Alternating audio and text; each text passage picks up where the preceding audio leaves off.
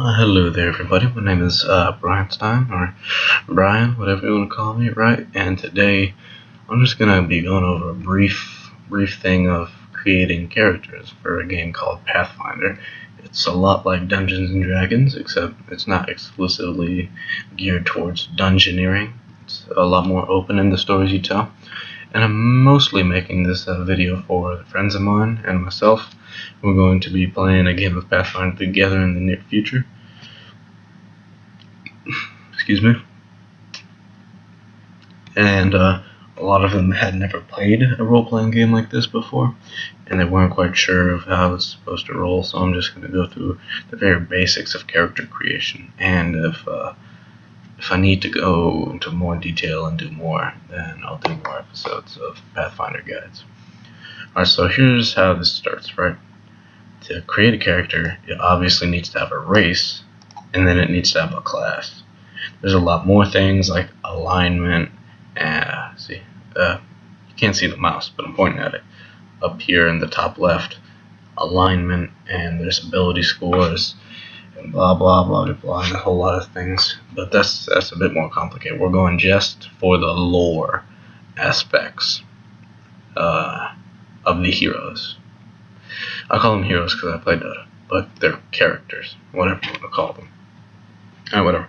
So, start off, we have races, right? There's a whole bunch of them. You have cool races, standard races, advanced races, featured races. I don't know what that's about. There's monstrous races, very powerful races.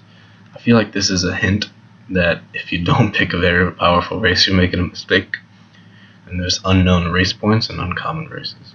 And I got a hint, it was hinted throughout reading some of the stuff, that the different classifications is about how many role-playing points you get from playing it. I can't be too entirely sure though. So I'm going to take you through how I created my hero character thing, right?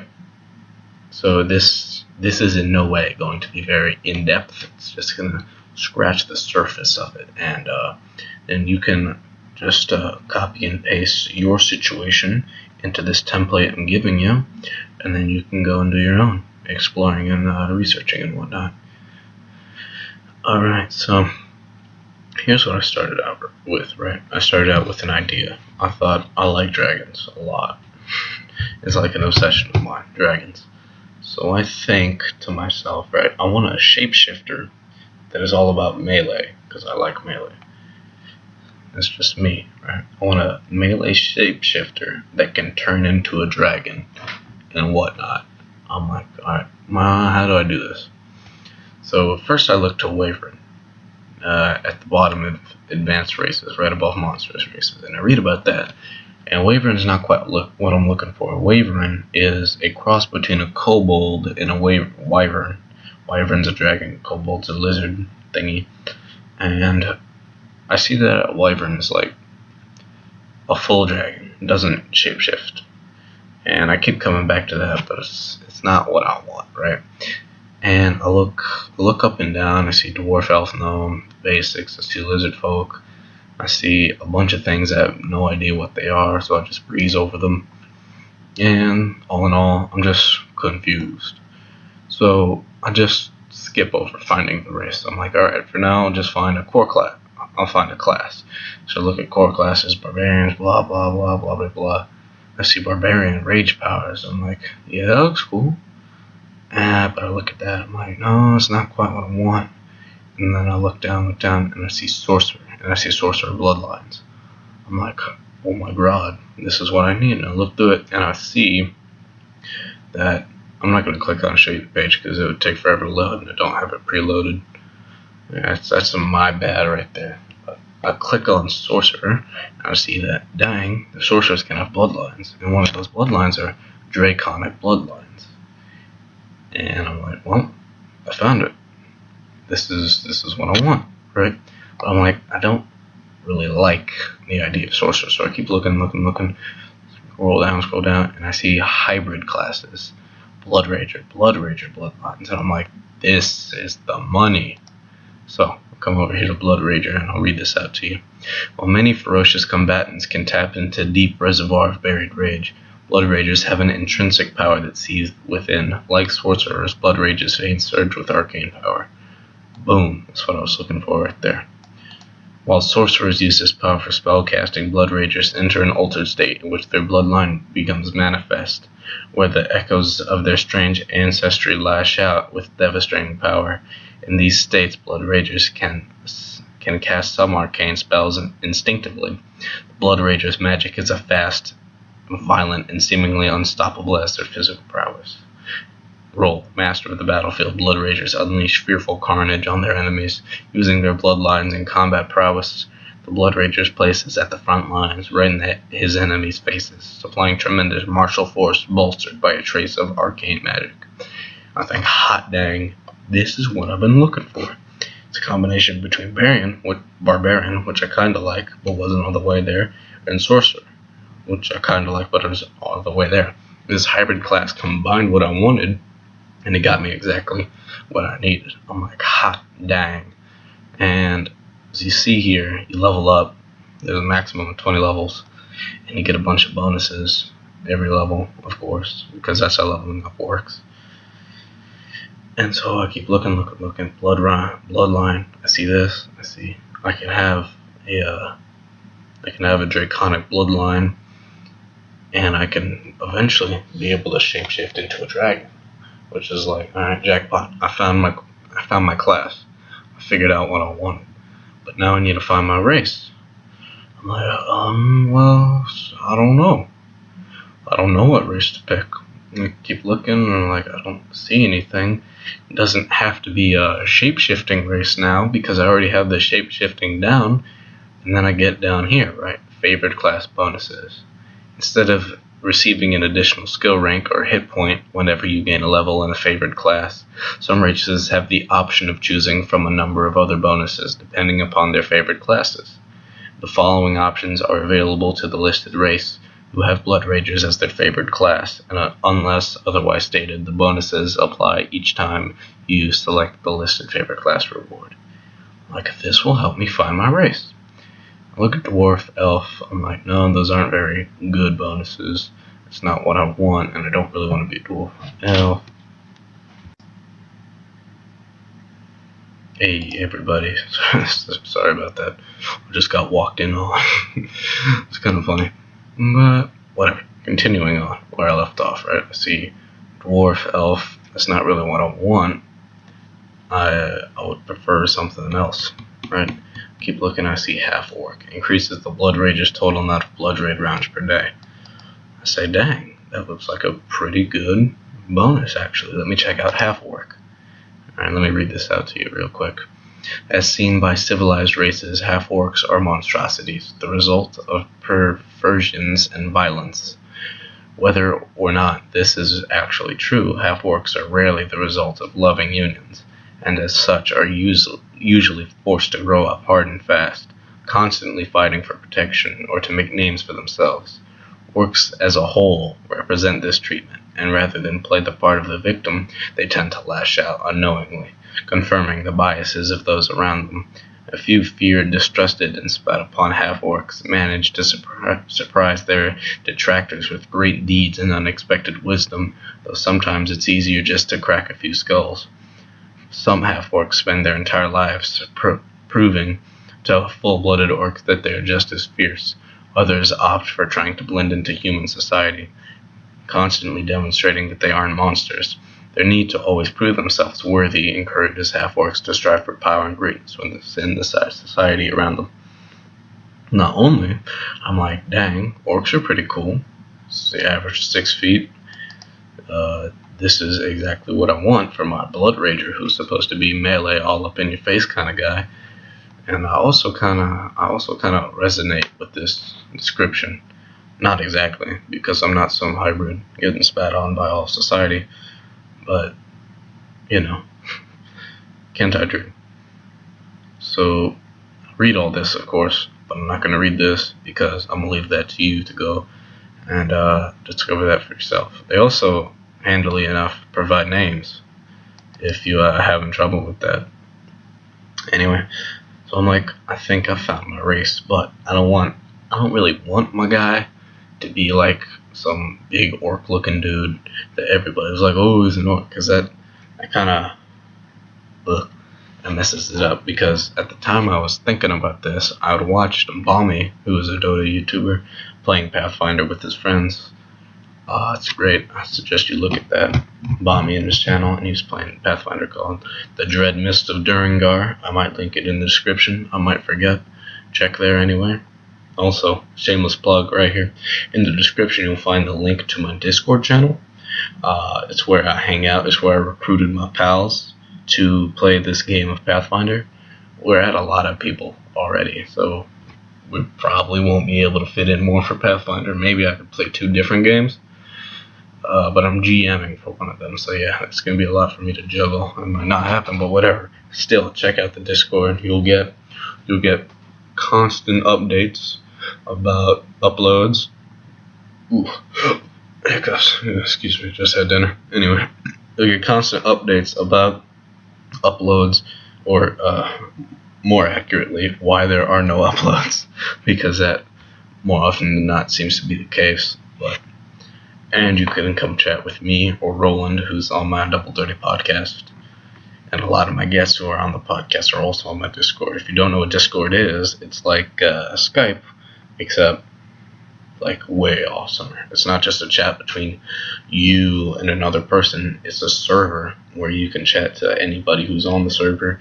There's usually a bunch of different channels, and you can talk about different things on all the channels, and you can create your own servers. It's completely free, 100%, and you can join other people's servers. And it's just a whole host of awesome things to do on there. So I really recommend getting a Discord if you don't have one. And if you do have one, please join my Discord, the official Bryinstein Discord. Anyway, shameless plug over. Now I forgot what I'm talking about today. Alright, so I'll just start off. They provide you with names, real helpful. And I didn't want my Half-Orc to be like some big brutish orc guy. So I'm looking, I see this, I'm like, nice, I get bonuses, blah blah blah. Traits. I'm like, would you look at that? Turns out each race has their own set of unique traits. Who'da thunk it? So yeah, I see this. I'm like, nice. Scroll down, I see alternate racial traits. I learned that you can see ways to differentiate your traits to customize your character, which helps in RP, which stands for role playing. Role playing is a big part of the game, if you didn't know. Then I see racial subtypes right here. And I see arena bred highlighted. I don't know if you can see the highlight, but I know you can't see my mouse, which is kind of frustrating, but whatever. Many half-orcs are born and raised to fight in the arena, and in many cases have 2 half-orc parents or even a half-orc and a human parent. These arena-bred half-orcs lose their brutal physical appearance of their orc ancestors and look more human. They have the city-raised and skilled alternate racial traits. Like, cool. Skilled. 2nd and 3rd generation. When you take one of the archetypes here, racial subtypes, you take alternate racial traits. One of them is skilled, right here. 2nd and 3rd generation half-orcs often favor their human heritage more than their orc heritage. Half-orcs with this trait gain 1 additional skill rank per level. This racial trait replaces dark vision. Dark vision, which is up here by default. Give me 2 shakes. Dark vision right here, which is up here by default. And then also gives you city raised. Half-orcs with this trait know little of their orc ancestry and were raised among humans and other half-orcs in a large city. City-raised half-orcs are proficient with whips and longswords and receive +2 racial bonus on knowledge local checks. That's something in the game. You have your... I'll get into it more later, actually, in a different video. Yeah, I'm pretty sure I'm going to make more of these. Anyway, racial bonus on knowledge local checks. This racial trait replaces weapon familiarity, which is right here as default. Like, that's cool, but I kinda don't really like those. I like the story behind it, but I don't really like those. So I keep looking, blah blah blah blah blah. And I'm like, I'm looking for something to make my orc a bit sharper. Because in my mind's eye, I imagine this sharp looking. By sharp, I don't mean like physically sharp or sharp as looking good, but like intelligence wise, right? He's an angry dude who's physical. There's something going on in there that no one really knows about. So I'm looking for something that might be like that, and I see this. Boom, right in my face. Overlooked mastermind.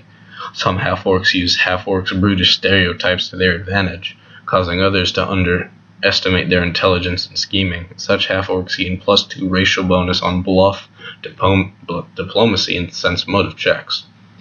What this means is you're better at talking. This bonus increases to +4 against other humanoids. The majority of the game is made up of humanoids. They also receive +2 racial bonus on bluff checks to feign ignorance and sense motive checks to intercept secret messages, and this stacks with the above bonus. This racial trait replaces intimidating or ferocity and weapon familiarity, which are these things. So I'm like, alright, I figured it out. I pieced it together. I'm gonna have a Blood Rager half-orc who is RP arena bred, but I'm not gonna take the subtype.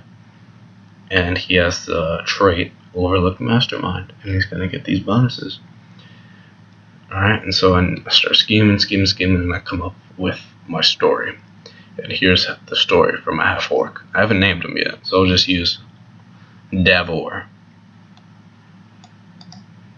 Alright, so once upon a time, in a not so distant land, it's kind of nearby actually, let's say the land of Wanahakalugi, right?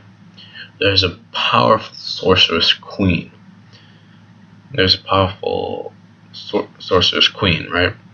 But she doesn't have a king, and so the elders of the land refuse to let her take full power until she finds herself a king. But she is a strong, independent woman, believe you me. And she says, you know what? No, I'm not just going to take a king. We're going to have some due process with this.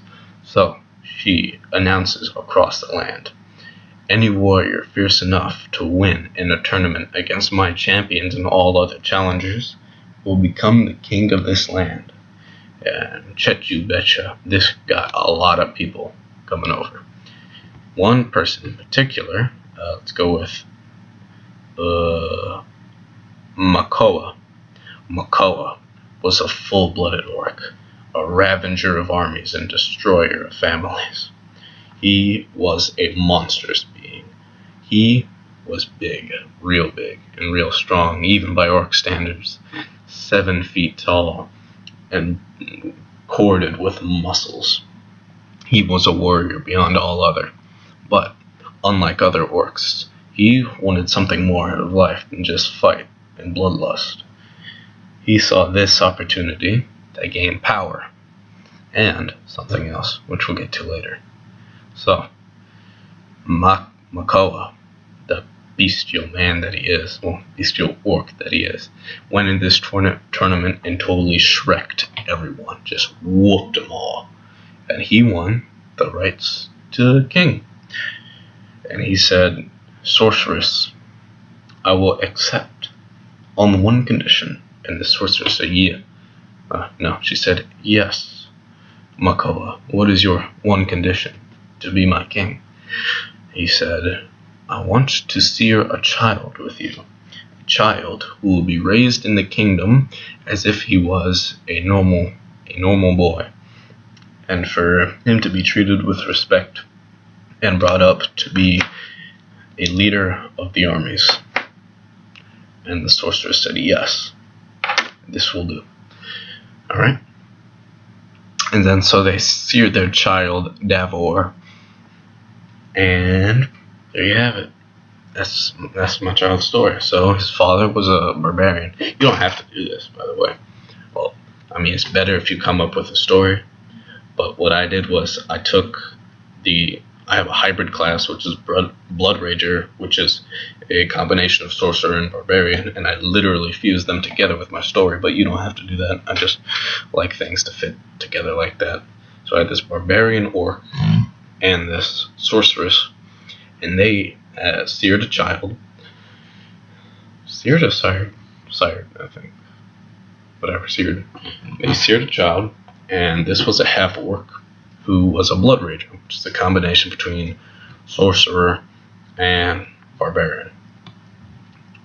And what it didn't say in the story is that the sorcerer got her power from dragons. Which is, yeah. I mean, it's kind of obvious, but whatever. Alright, so there you have it. That's my character that I created. Unfortunately, won't be able to get to use in this next session because I'm GMing because no one else could. Yeah, it's a bit unfortunate, but whatever. I hope you found this helpful. If you're looking to play a game of Pathfinder with yourself and your friends. And I really hope you found this helpful if you're one of the people playing Pathfinder with me, because it's kind of useful if you know how to play the game before we start. So yes, thank you everybody for watching. I hope you check out the Discord, link in the description. And I will see you all in the next video. Bye.